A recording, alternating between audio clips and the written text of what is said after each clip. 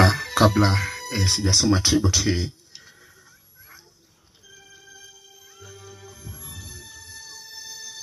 naomba tu kwa heshima, kwa sababu viongozi wote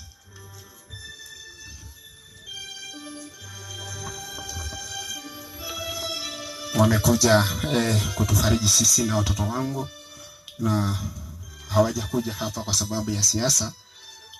Walisikia hii na wakasema watakuja kuwa pamoja na mimi. Kwa hivyo nakuomba tu nusu saa waseme tu jambo moja na pole na waende waketi. Pia niko na ujumbe wa wale ambao hawajafika, kama Mheshimiwa Parenyo ako pamoja na mimi. Pia engineer wa mabarabara zote Narok North wale Mthembo hajakuwa pamoja na sisi, na ni rafiki yangu mkubwa sana. Pia naheshimu ofisi ya climate change ya Narok County ikiongozwa na baba yetu Chief Lolegero.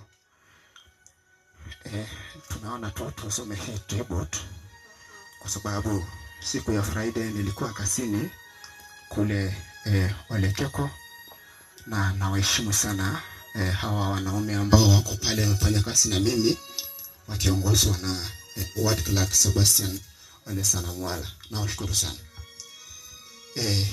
Hili tupata, lakini najitia nguvu kwa sababu ya hawa wanaume wote. Hawa ni watoto wake, sababu huyu ni msichana yangu. Kulingana na vile tu maisha yuko katika familia hii, sitaweza kuguza kwa wingi.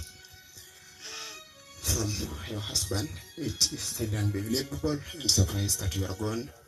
I cannot find words to express my feelings. You taught us love and how to fight. You gave us strength. You are my rock, my covenant, and my wife. Your laughter echoes through our home, turning ordinary moments into extraordinary memories. Your kindness knew bounds. As I say goodbye, I am left with a treasure trove of shared moment and a heart full of love. Your spirit will forever live in our echoes and laughter, the great moments of share.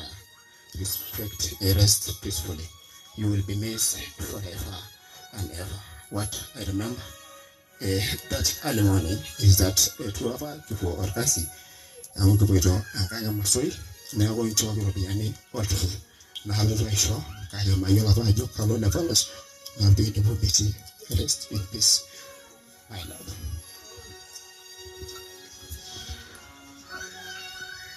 Mama, matotoni.